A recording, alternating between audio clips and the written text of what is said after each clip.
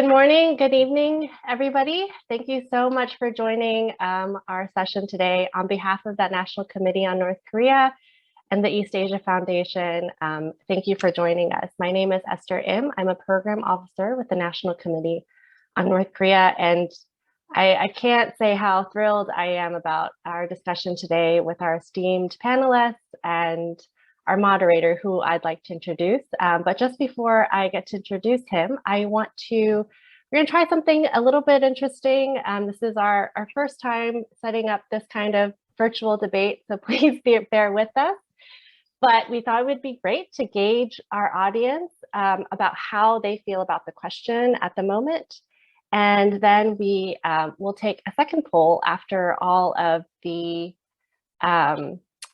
panelists have been able to present their arguments and see if people have shifted in the way that they respond or shifted their thought based on the response to the arguments presented. So I'm going to share the poll, and it will stay up until after Jim, our moderator, has provided some kind of introductory remarks and context setting for us. So feel free to answer them, and those will close just after, so get to it.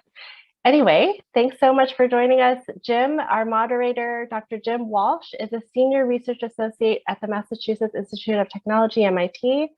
Dr. Walsh's research and writing focuses on international security, and in particular topics involving nuclear weapons, the Middle East, and East Asia. I'm actually going to copy in a link for his entire bio, but given our time constraints, I'll leave it at that and keep it brief.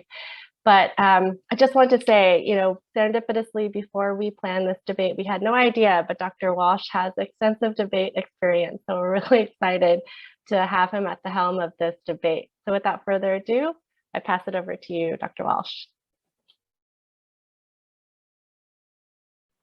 Thank you, Esther. And thank you, Chang-Ku and EAF and NCNK for putting on this very exciting event. It's true. I wish this was not a publicly known fact, but it is true. I was a high school debater, and we all know what that means in the US. I'm nerdy and fast talking and insufferable, but I've grown out of most of those qualities and look forward to hearing from our debaters today. And as you see, we have the debate topic: can we convince North Korea to denuclearize? But then the important phrase after that, when East Asia is in an arms race. We've had several developments this year: Chinese missile silo fields, controversies over nuclear submarines in Australia. Perhaps the biggest story that received the least amount of attention came at the beginning of the year, when the US basically got rid of any missile restrictions on the Republic of South Korea, on the Republic of Korea, I should say. And we've seen both the North and the South engage in very rapid missile development. So things happening all around the region. And then we've got this nuclear problem right in the middle of it. And can we fix one without fixing the other? That's what our debaters will be discussing. I'll have you know that your dear moderator is agnostic on this issue. That's one of the reasons I'm psyched to be here, is I hope to be persuaded. On the one hand, I guess I'm hopeful that the answer is that yes, we can have a denuclearized North Korea, even if there's this other thing going on.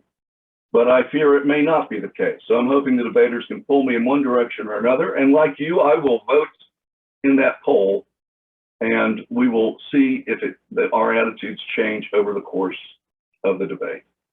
Well, with the thank yous done, I think I really want to get right into it. The format today is each side. We have an affirmative side that says, yes, we can convince North Korea to denuclearize, even when East Asia is in an arms race. And we have two fabulous debaters on that side: Kelsey Davenport from the Arms Control Association and Dr. Yongsoo of the Korea Institute on Nuclear Nonproliferation and Control, KNAC, are going to be arguing in the affirmative. And we have two great debaters on the negative side. And it turns out, I learned only seconds ago, that these two debaters share a dark secret. They were both art students, started out as art students. to their credit, I might add. And those would include, on the negative, that would include Dr. Jo B-Yoon of the Korea Institute for Defense Analyses and Dr. Adam Mount of the Federation of American Scientists.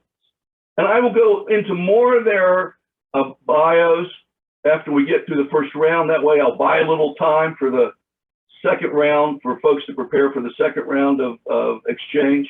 But we're going to just jump right in, I think, and get started. And we're going to start with the affirmative side, the yes side, saying we can convince North Korea to do that.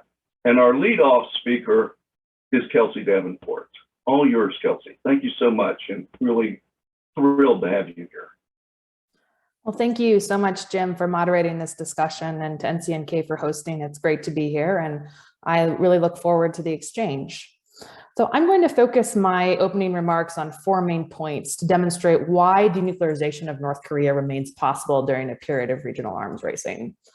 So the first point I would make is that the arms race in East Asia is not the primary driver for North Korea's nuclear weapons development, and it never has been. I mean, North Korea continues to describe its nuclear weapons program as necessary to counter US hostile policy. And I would say here that North Korea really has 2 objectives when it comes to its nuclear weapons program. First, to try to deter an attack, and second, to repel an invasion in the event that deterrence fails. And North Korea's recent nuclear-capable ballistic missile activities, suggest that it's still working on the second objective, and that further refining these 2 capabilities will allow North Korea to return to any future talks with the United States from a position of strength. Therefore, I think it stands to reason that what will drive North Korea to denuclearize is a change in the US-North Korea relationship, not regional security dynamics, and that we're unlikely to see regional aggression, even from states like South Korea that are bolstering their conventional capabilities, directed against North Korea if there's a better US-North Korea relationship. So in sum here, improved regional tensions, aren't a precondition for progress. This really is about the US-North Korea relationship. The second point I would make here is that North Korea has committed to denuclearization, and it's done so during the early stages of the arms race we're currently seeing play out in the region. And in committing to denuclearization, North Korea has made clear what it seeks in return, sanctions relief and security guarantees from the United States, not progress on the regional security front. So more specifically, in the June 2018 Singapore Summit Declaration, North Korea committed to denuclearization as an element of a transformed relationship with the United States. And this supports the first argument I was making, that the nuclear program is really conditioned against the US hostile policy. So again, this change in the US-North Korean relationship is what's going to drive denuclearization. Also within the Singapore Summit Declaration, North Korea committed to pursue peace and security on the peninsula as a distinct point, indicating some separation in North Korean thinking between regional security issues and its nuclear program. Now, I know looking at the Singapore Summit process and the meetings thereafter, there were no real concrete gains on denuclearization, which leads to legitimate questions about whether North Korea intended to follow through. But I would argue in response to that North Korea did put the verifiable dismantlement of its Yongbyon nuclear complex on the table, a key part of its weapons program, which suggests a willingness to take steps towards denuclearization and to negotiate on its nuclear program, despite these regional tensions. So I would say North Korea's commitment to denuclearization really remains untested because it has not been tried during this period with an effective diplomatic process. So it's premature of us, to dismiss denuclearization as possible during this period. In the Hanoi summit, which followed the Singapore summit, also demonstrated what North Korea wants in return for denuclearization: sanctions relief, not actions on the regional security front. Again, this suggests that the arms race is not the driving factor influencing North Korean thinking on denuclearization, and that the US can address North Korea's concerns without sacrificing its own deterrence and security in the region. So the third point that I would make is that denuclearization does not preclude North Korea from maintaining conventional forces to counter regional threats. And denuclearization is typically defined by the United States and is understood in various UN Security Council resolutions, includes the verifiable dismantlement of North Korea's nuclear weapons program, its means of production, and will likely include ballistic missiles capable of of delivering nuclear weapons, but probably not North Korea's entire missile program. So North Korea is still going to have the military capabilities to counter the conventional arms developments to protect its interests. We also shouldn't forget that North Korea has biological and chemical weapons. So, while denuclearization would certainly, remove a significant portion of North Korea's existing deterrent, it would still have options for regional deterrence and to maintain its national security. So the last point I would make is that we cannot consider North Korea and the East Asian arms race in a vacuum. And conceding denuclearization because of an unfavorable security environment really has broader negative consequences. It sends the wrong message to would-be proliferators that if they continue to ratchet up nuclear programs in defiance of international law and their international obligations, that eventually they may be accepted as nuclear armed states. I think it also sends the message that arms racing is an acceptable excuse not to be making forward progress on nuclear disarmament.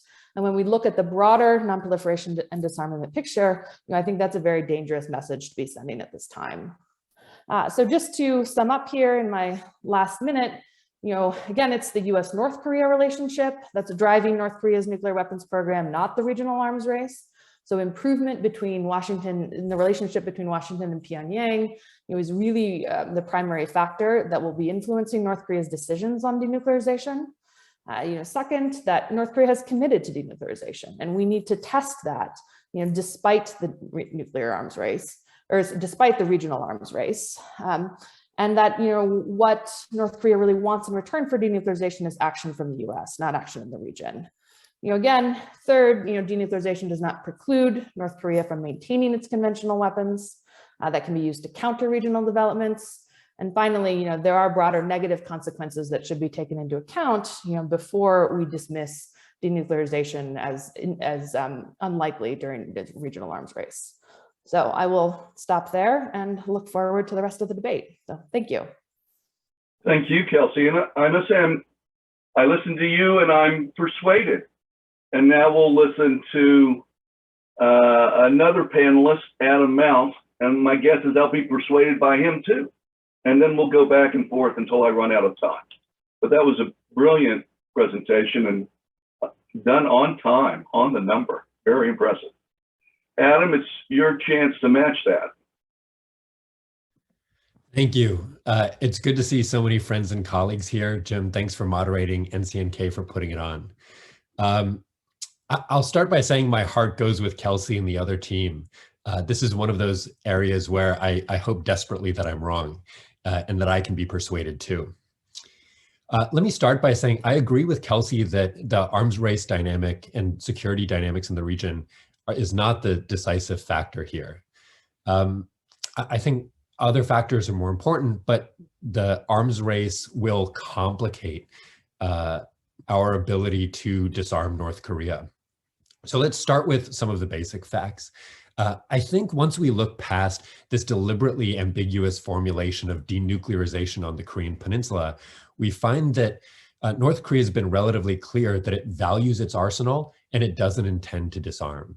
So there are two important statements here. The first is the Kim Jong-un's New Year's speech in 2018, where he declared his country a responsible, peace-loving nuclear power.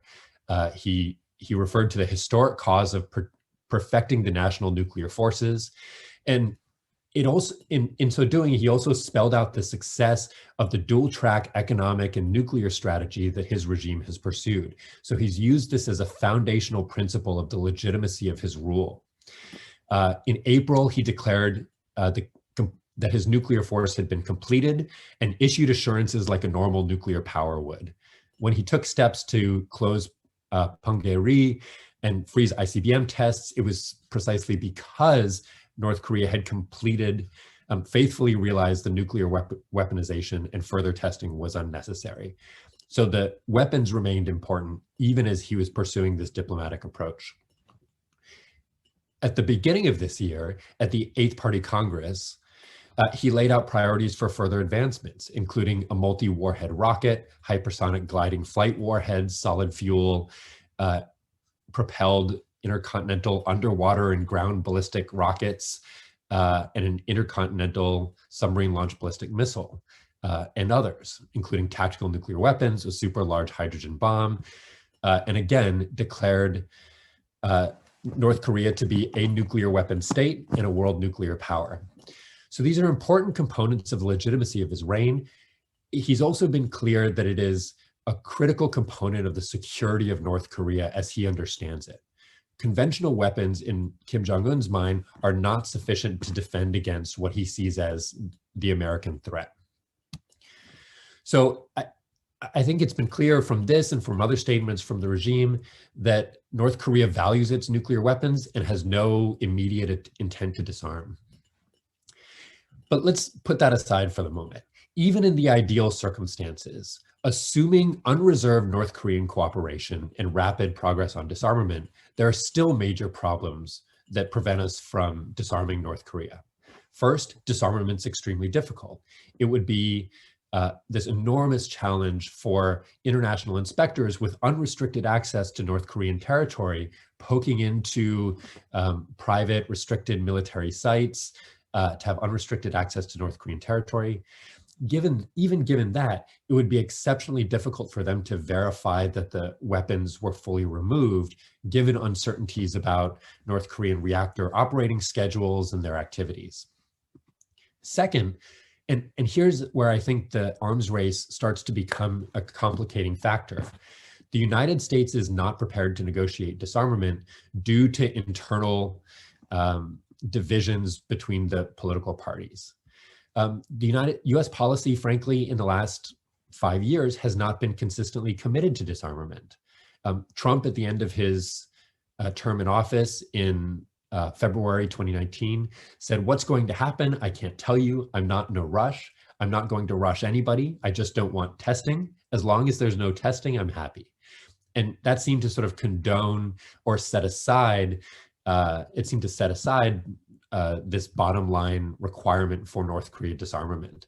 And that's a signal that North Korea, I believe, picks up on. Furthermore, in the United States, there's deep reticence to the project of arms control generally. Arms control is increasingly seen, especially on the political right, as a reward to states for good behavior and not something that we do with potential adversaries to pursue our security. So it will be difficult to certainly pass any arms control treaty here in the United States, but also any kind of arms control or disarmament negotiating process will be bogged down in partisan and highly politicized rhetoric and debate. It's also not clear that even if we did establish a good arms control agreement, that the United States would be able to stick to it. In the JCPOA, which had put in place the strongest non-proliferation provisions to date against a nuclear aspirant, we were not able to stick to that agreement for long. And lastly, there's been this enormous turn in the United States to focus on the China challenge. And this complicates, I think, the process in a number of ways. It distracts from institutional or expertise coverage of the North Korea issue. And also there will be an effort to prevent us from having any kind of action that improves China's hand, whether because it diplomatically allows China to be involved in the process, or it requires us to make security concessions that some people believe could redound to China's benefit. So it will be very difficult in that context to pursue negotiations in good faith, flexibly to disarm North Korea. Thanks for your time. Well, I'm impressed by our speakers so far, if only because they all went on time. Never before have I experienced that in the many, many events that I have participated in. So Adam has given us reasons to pause and think that perhaps things are not as easy as they might be. Let's take a minute before we enter the second round, when we have the second set of speakers. Let me go ahead and begin to introduce for you the people that you've already heard from so far. And this will, as I do that, buy a little time for the next set of speakers to prepare. Kelsey Davenport is the Director for Non-Proliferation Policy at the Arms Control Association, where she focuses on nuclear and missile programs in Iran, North Korea, India, Pakistan, and on international efforts to prevent proliferation and nuclear terrorism. She also reports on developments in these areas for our community's flagship publication, Arms Control Today, and runs the Arms Control Association's project on assessing the effectiveness of multilateral voluntary initiatives to contribute to nonproliferation. She's also a leader in multisyllabic words based on reading this bio I've read so far.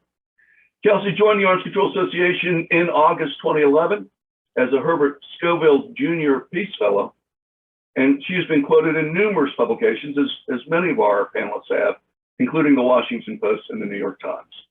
She holds a master's degree in peace studies from the Kroc Institute for International Peace Studies at the University of Notre Dame, and a Bachelor of Arts summa cum laude in International Studies and Political Science from Butler University. Facing off against her this morning was Adam Mount, Dr. Adam Mount, a senior fellow and director of the Defense Posture Project at the Federation of American Scientists, where his work covers U.S. nuclear strategy and force structure, conventional deterrence, and progressive foreign policy. Previously, he was a senior fellow at the Center for American Progress and a Stanton Nuclear Security Fellow at the Council of Foreign Relations. He holds a PhD and a master's from the Department of Government at Georgetown and a BA from Reed College. So let me pause there, having learned a little bit more about the first two speakers, and that hopefully has given the second two speakers a chance. I know that Yongsoo has a delightful PowerPoint to share with us and a different sort of approach, which I like very much. Yongsoo, would you like the floor? And powers that be, administrative powers that be, he's probably going to want to share the screen. Yes. Just a second.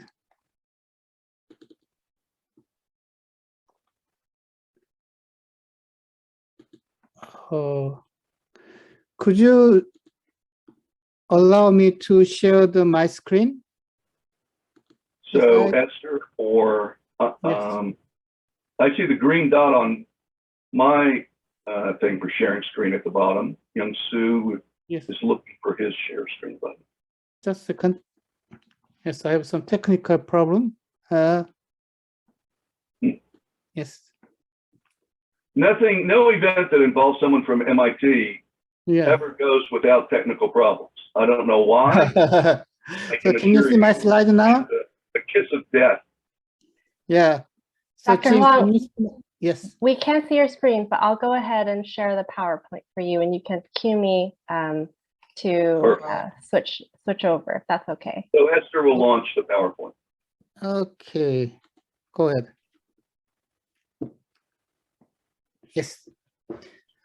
Hi, good morning and good night, actually, if you're in South Korea. My name is Yongsoo Hwang. I'd like to serve as the member for the YES team.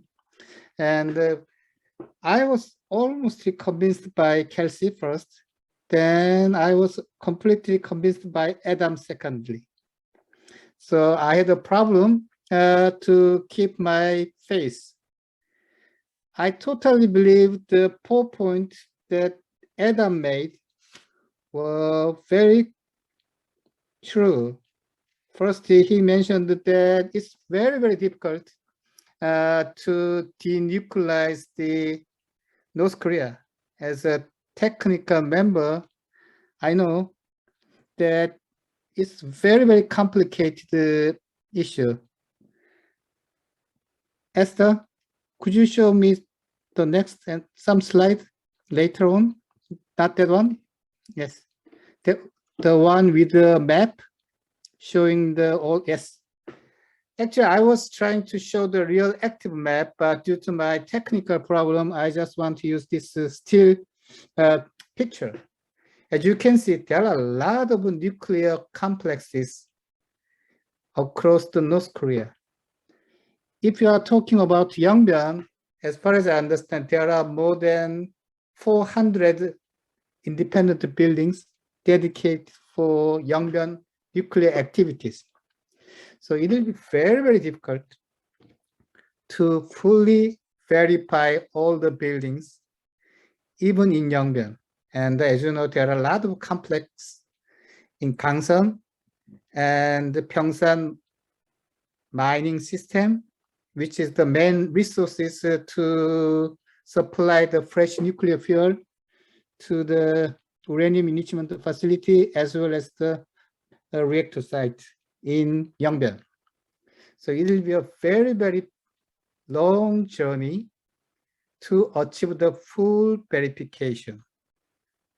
However, that's the mission that we should make.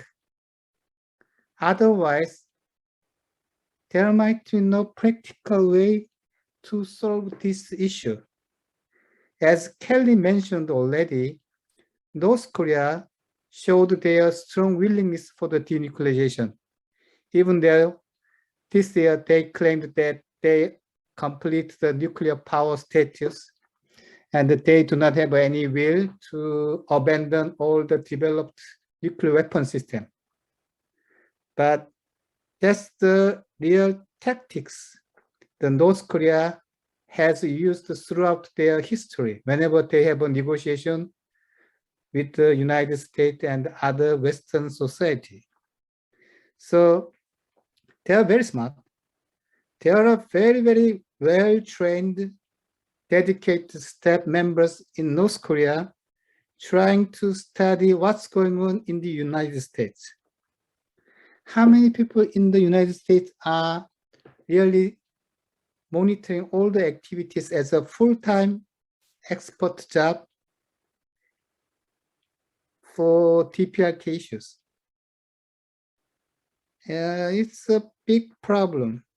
They are really dedicated society, and they are using a lot of combination of different tactics.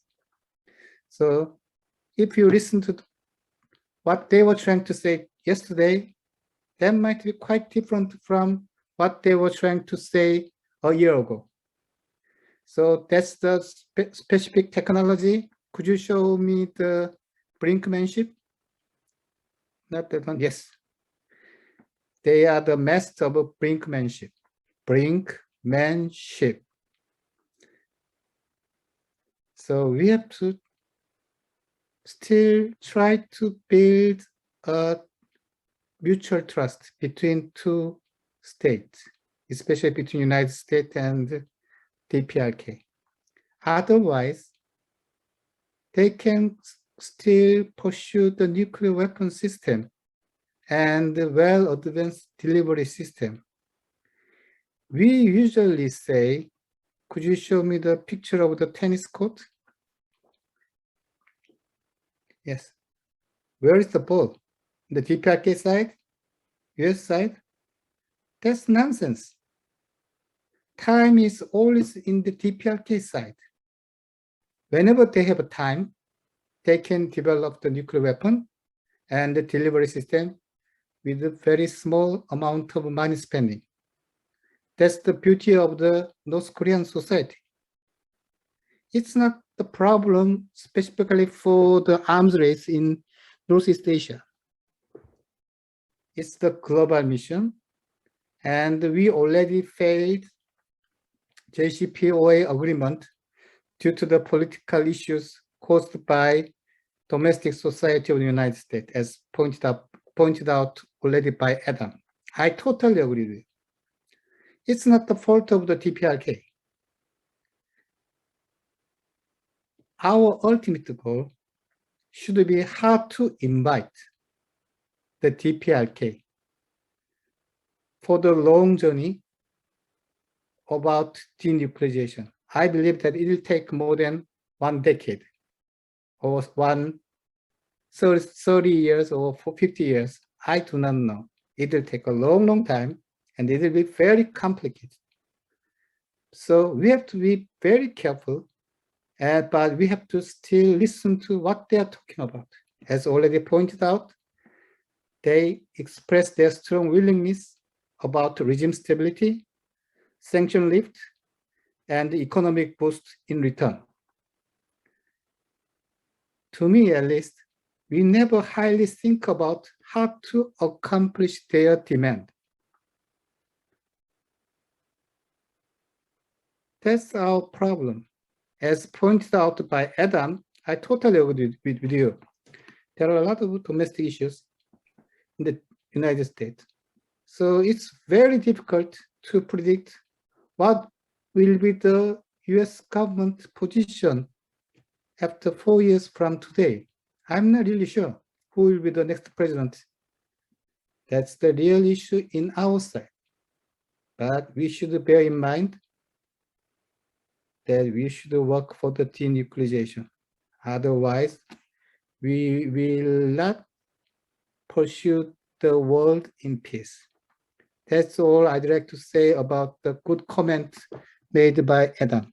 So I appreciate the very valuable comment by Adam.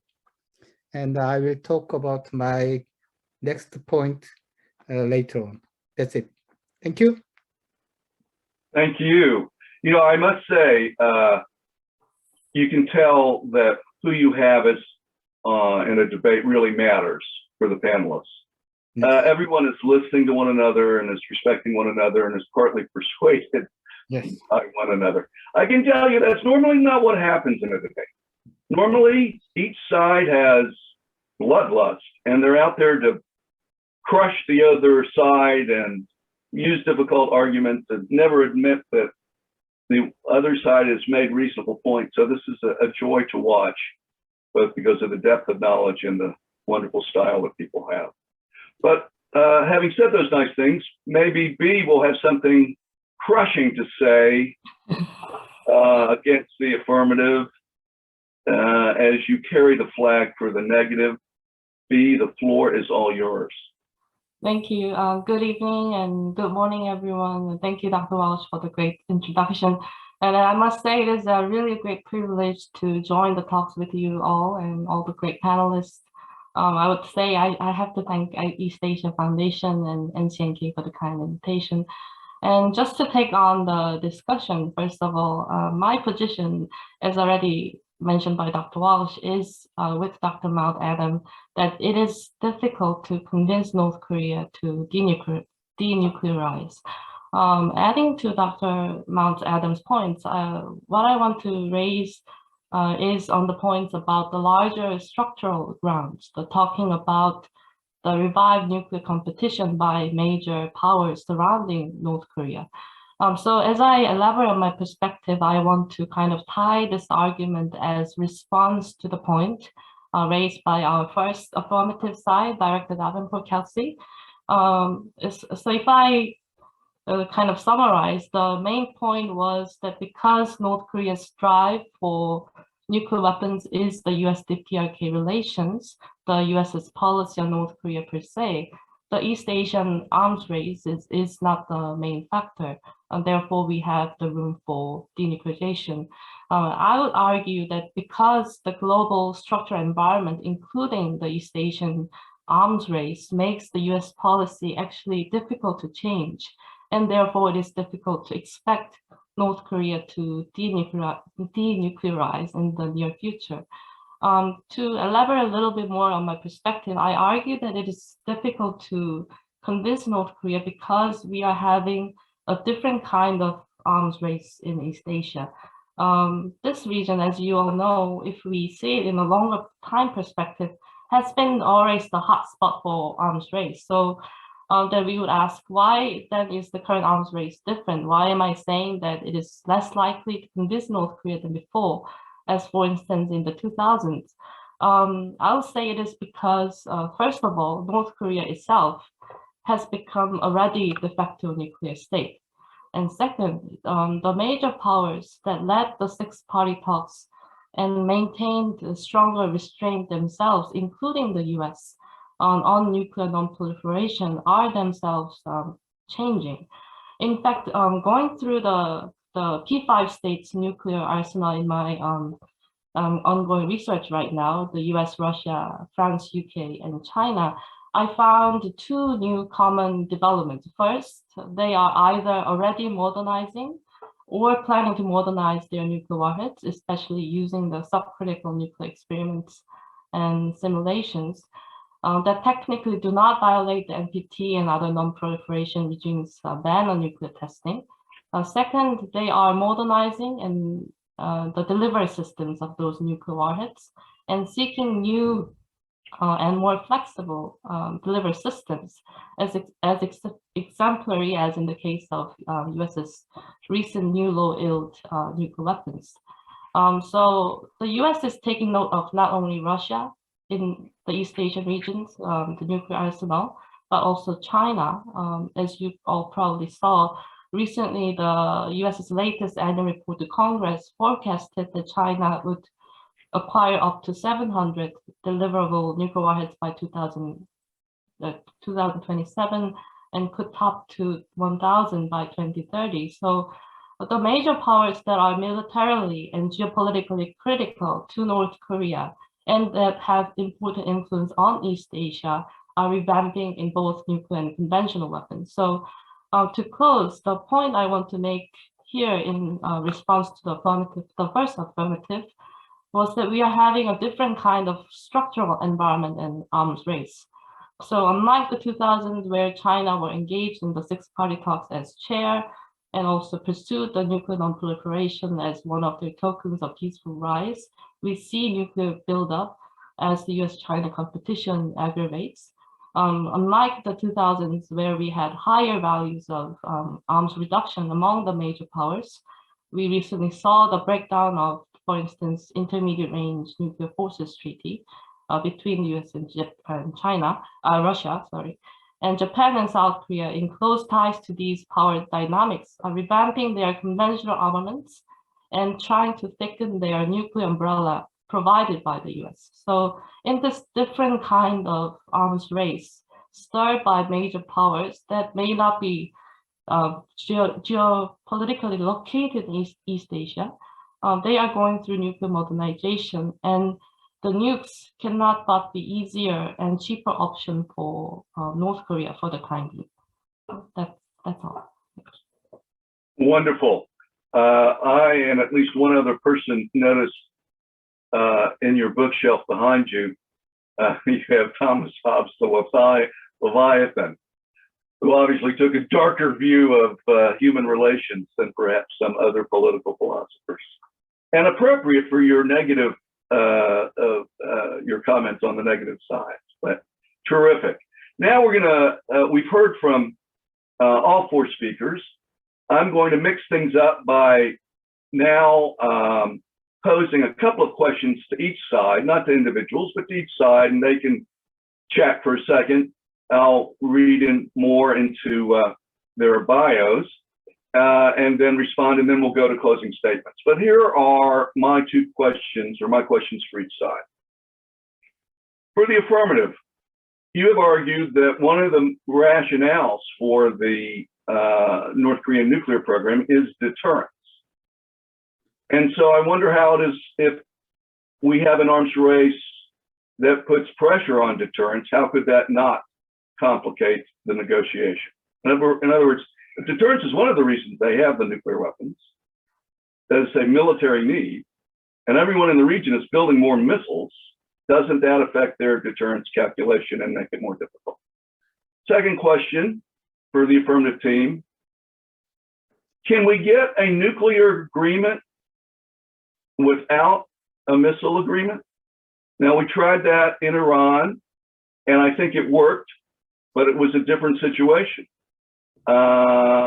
And some would argue that missiles are more complicated to negotiate than the nuclear weapons because it's inherently regional. I mean, you know, you can limit missiles in one area, but what about Japan? What about China? What, you know?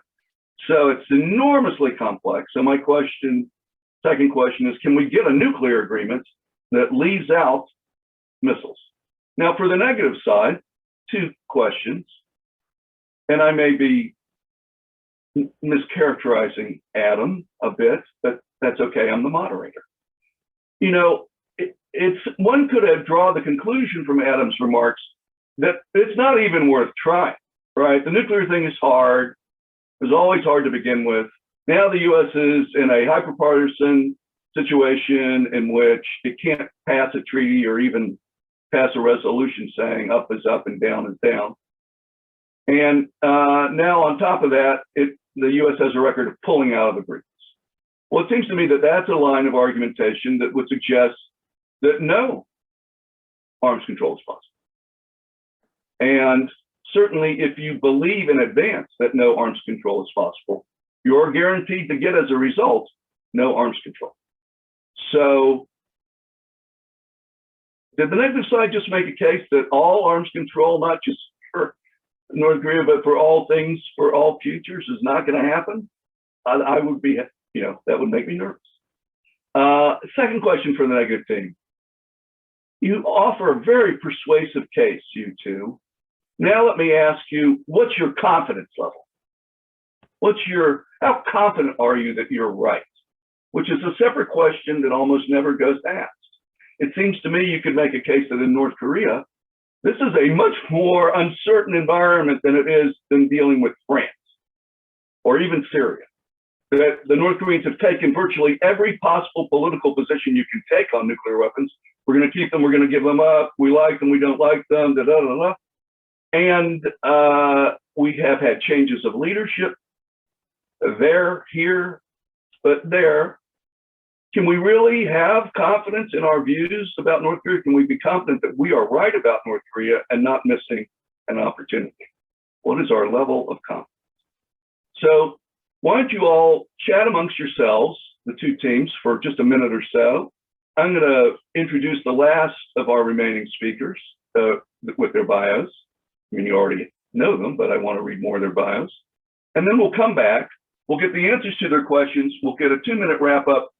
We'll vote on whether our minds have changed. Too bad we haven't had several votes. I would have voted back and forth, but we'll have one summary vote at the end to see how people are feeling. But while those two teams think about the two questions I've each asked their side, let me more further introduce Hwang Yongsoo, a person that I'm honored to say is a friend. He is the president of the Korea Institute of Nuclear Nonproliferation and Control, KINAC. He served as Director General at the Center of Strategic Policy and Research, KINAC, from 2014 to 2016. He served as a Senior Vice President, Lab Director, and head of the Korea Atomic Energy Research Institute, KERI, and anyone who spends any time in South Korea on nuclear knows how important KERI is. In the field of nuclear waste disposal, safety, nuclear fuel cycle policy, U.S. ROK cooperation in East Asia, and other topics. He received his bachelor's in the field of nuclear engineering from Seoul National University. Got his master's and PhD in the field of nuclear chemical engineering, not shabby, from the University of California, Berkeley, also not shabby. And he served as a member of the advisory group for the Multilateral Nuclear Agreement for IAEA's General Director from 2004 to 2005. And on and on. Obviously a person who brings both scientific expertise and policy knowledge to bear. On his opposite number, the reader of Hobbes is Joby Yoon. B is an associate research fellow at Korea Institute for Defense Analyses. Before joining KITA, she was research professor at Seoul National University Institute of International Affairs. She's also taught at Yonsei University, East Asia International College as a lecturer, and her major research interests include international relations, extended deterrence, nuclear conventional deterrence, and the ROK-US alliance. For a recent publication in Korean, we want that English translation, includes Plan B for non-nuclear states in East Asia, debating, how appropriate, debating on nuclear latency as a means for potential deterrence. She received her bachelor's from fine arts at the Rhode Island School of Design, a college I know well and am always been impressed by. She received her MA, her master's, and her PhD in international studies at the Graduate School of International Studies at Seoul National University. Apparently all the panelists are qualified in this debate. So having introduced everyone and bought a little time, let's go to the affirmative.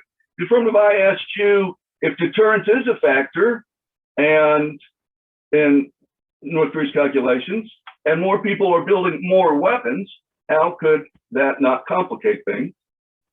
And I asked the question about, can you get a nuclear agreement without addressing missiles? What say you, affirmative? Could I answer very briefly? Please do. Yeah. Yeah, it's a very, very complicated issue. There is no definite yes and no for that answer. Unfortunately, as you're all aware of, the arms race shall make the real negotiation very, very complicated. So you should be fully ready. Otherwise, we will definitely be failed. And especially since we have a big problem between China and the United States, it creates a headache also. And in essence, North Korea will really think about what's the real position about the self-defense capacity against the potential conflict with Japan and probably China. If you study the long history of Korean Peninsula, we have had a conflict with China for the last 5,000 years. And we had a big conflict with Japan for 500 years. So it will make the problem really complicated. So we should be well prepared. And I totally understand the problem of the nuclear deal without missile deal. We should have a combined solution. But still, devils are in detail. What about the possessing the short-range ballistic missile or intermediate ballistic missiles to increase the defense capability of DPRK? The real issue is the Nodong missile, which is considered as the very old missile, can hit anywhere in South Korea. And it has a capacity to load the nuclear bomb and all the chemical weapons. So even though we might have some good deal and some decent deal combining the both nuclear and missile, there might be another problem. What would be the proper measure to curb the capability of a DPRK missile system? So, and let me stop you there. Those are good points. Let me quickly survey your colleague and then the two on the negative side. Kelsey, any quick comments about either of the questions? Just to add quickly on the question of a nuclear agreement and whether or not it should include missiles. I mean, I think it's unlikely that any effective negotiation with North Korea is going to result in sort of one comprehensive deal that covers sort of every element. I mean, what I think is more likely, perhaps, is a more practical approach is agreement on sort of a framework, and then a more step-by-step reciprocal process that helps build confidence and trust as North Korea reduces nuclear risk and the US responds to North Korea's concerns. So I think within that, it would be possible to differentiate between some of the missile systems that are critical to North Korea's nuclear deterrent, the longer range systems, for instance, while leaving some of the shorter range systems that my colleague mentioned, to be discussed within an inter-Korean dialogue or a regional dialogue. So I do think it's possible to differentiate. Great. Adam? Thank you. As to the question of whether we should pursue any arms control process at all, Jim, I see your debating experience has taught you the concept of a straw man. And so that's nice to see. My view is that there's a distinction between pursuing disarmament as sort of a rapid objective that's sort of whole and complete versus an incremental arms control process. And in my view, unfortunately, the exclusive focus on disarmament can blind us to opportunities on the arms control side, which are more pressing and more promising. The goal, in my view, should be to limit the most dangerous systems that North Korea is pursuing, and that stands a much better chance of improving our security in the short term than getting hung up on this demand for total and complete and immediate disarmament, which can tend to sort of bias us towards proposals like an accounting of all North Korean warheads and fissile material production that actually doesn't make us much safer. I think it's just asking to be lied to, but it's sort of a symbolic step towards disarmament. And if we sort of pursue those kinds of efforts to the detriment of arms control, we're putting ourselves in a worse situation. With respect to my confidence level, unfortunately, it's pretty high. Yeah, let me interrupt a bit.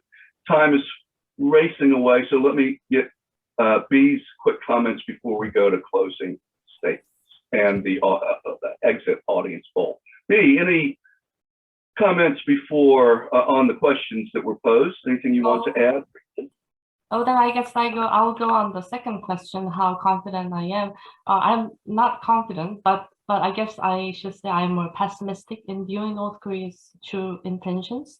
Because of the time limit, I'll be short, but I think North Korea has continuously released statements that imply that their end state is arms control and restraint than complete denuclearization. So I am more pessimistic in viewing North Korea's complete denuclearization. And I'll just keep that out and go for the final pitch. Yeah. Thank you so much. Well, we are fast approaching the end of our hour. It has whipped by. We have 3 things left to do. We're going to hear closing 2-minute statements attempted to persuade you to their side. We'll have closing second affirmative statement by Yongsoo and a closing second negative statement for a couple of minutes from B. Then we will ask you to do the poll a second time. You registered your sort of preferences at the top of the hour. Let's see if they've changed or become more muddied. So we'll vote again. And then when we are done with those 2 things, all I have left to do is to thank our panelists, thank our sponsors, and to bid everyone a good morning or good evening. But first things first, Yongsoo, the second affirmative closing 2-minute statement. Take us home on why you think we can do this thing we want to be successful at. Yes. As you might hear already, there is no definite yes and definite no. So there are a lot of uncertainty waiting for us. So it's really up to us. We have to be well prepared. It's a mission that we should accomplish for the global peace and the regional peace. If we fail, then the consequence will be very, very great. So we should do our best. Then we can have a certain way to make a success. As pointed out already, step-by-step approach is very, very important. We should lower down our high expectation at the beginning stage. We should start from cooperative monitoring, not the fully verifiable monitoring or verification as a starting point, and try to convince each other side. So it will not be a short project. It will be a very, very lengthy project, as I already mentioned. But that's the mission that we should make a success. Otherwise, there will be a real nuclear and missile race in the global society. So that's our mission. That's all I'd like to say. Thank you. Terrific. Thank you. Thank you so much. And B, give us that damning conclusion that will be depressing. As a final pitch from our negative side, me and Dr. Mount, I believe a more accurate summary of our position is yes and no, or to put it better, not forever lost, but unlikely in near future, because in retrospect to our cumulative efforts for the past 2 decades, we have gone through a lot of consultation process, but North Korea remains resistant. And given the structural environment that I wanted to talk about, it is a difficult structural environment that could induce North Korea to give up their nuclear weapons.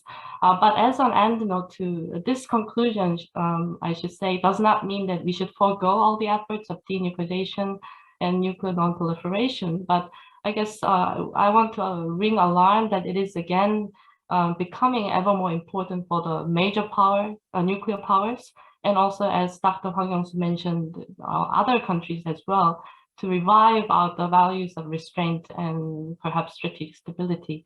And I will end on that. Thank you. Well, I think that's something we can all agree on. North Korea or no North Korea, that's all moving in the wrong direction. I'm wondering, yes, here we go. And like on a dime, thank you, Esther. Esther has pulled up the debate question again. And you've given a stark binary answer, despite the fact that our panelists have emphasized the continuum between yes and no. But go ahead and vote. This is just for fun. And while you do that, let me take the opportunity to thank EAF and NCNK for one, having the creativity to revive a lost format, a debate where people listen. You know, we have lots of debates on TV where people don't listen. This is a debate where people listen and we're sympathetic to the other side. And I, for one, learned a great deal. Thank you so much for your time this morning and this evening. And thanks most importantly, besides our sponsors, to the panelists who did a fabulous job with a format they may not have been expecting.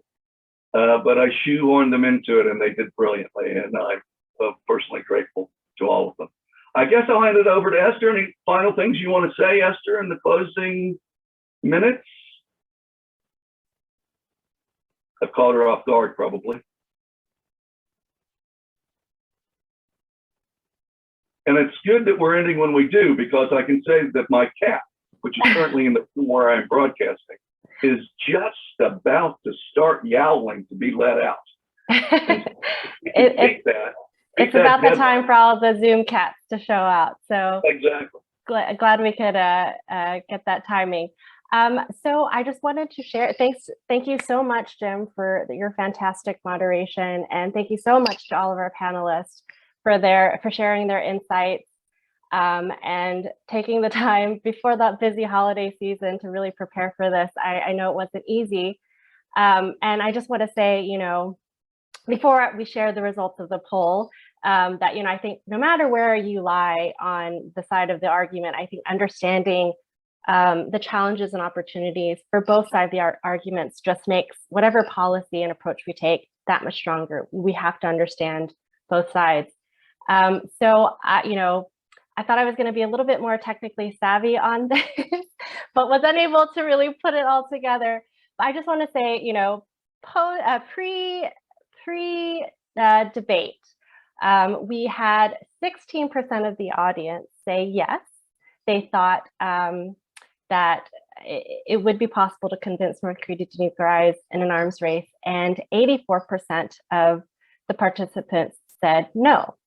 But interestingly, post-debate, and I'll share the results here, I wanted to share them in comparison, but it was impossible to do so. But post-debate, we actually had a few people jump to the yes side. So we went from 26% yes to 70% no. So still, unfortunately, an overwhelming number of our audience thought no, but I will take the few who came over to the yes side as a sign that maybe we can find better solutions.